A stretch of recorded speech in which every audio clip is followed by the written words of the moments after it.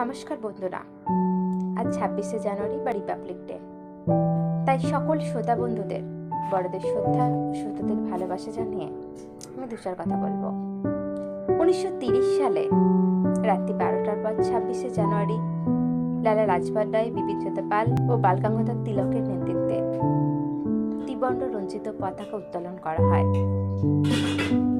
দীর্ঘ 200 বছর ধরে ব্রিটিশ সরকার ভারতের উপর শোষণ, নিপীড়ন, অত্যাচার চালাত।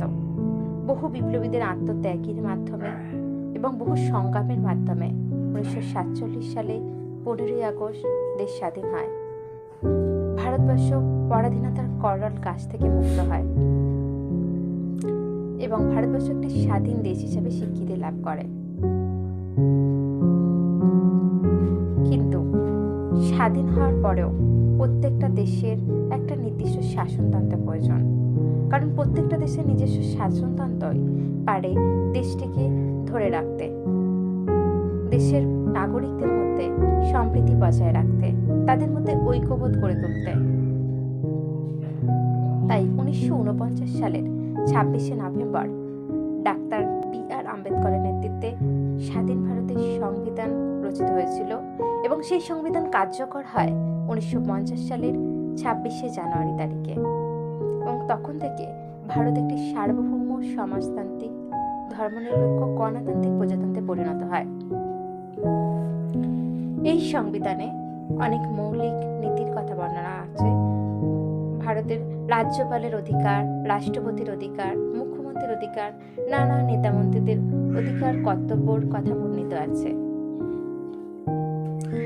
এই সংবিধানের অনুসারে যারা অন্যায় করবে তাদের শাস্তি দানের কথা উল্লেখ আছে।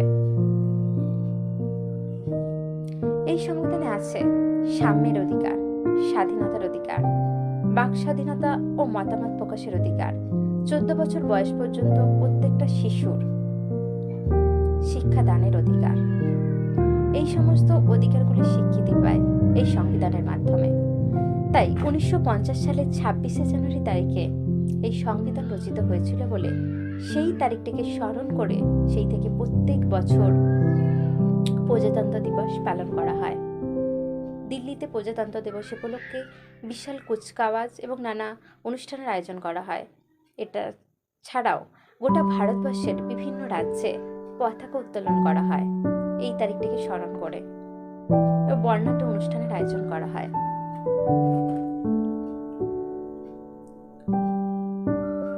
প্রজাতন্ত্র এই কথাটা বললেই তো হলো না, কারণ প্রজাতন্ত্রের মর্যাদা আমাদের রাখতে হবে। এই প্রজাতন্ত্রের মাধ্যমে প্রতিটি ভারতবাসী যেন আমরা একে অপরের সঙ্গে কাঁধে কাঁধ মিলিয়ে চলতে পারি, একে অপরের সঙ্গে সংঘর্ষ না করতে পারি, ঐক্য বজায় রাখতে পারি, জাতি, ধর্ম, বর্ণ নির্বিশেষে। সেটাই আমাদের কাম্য।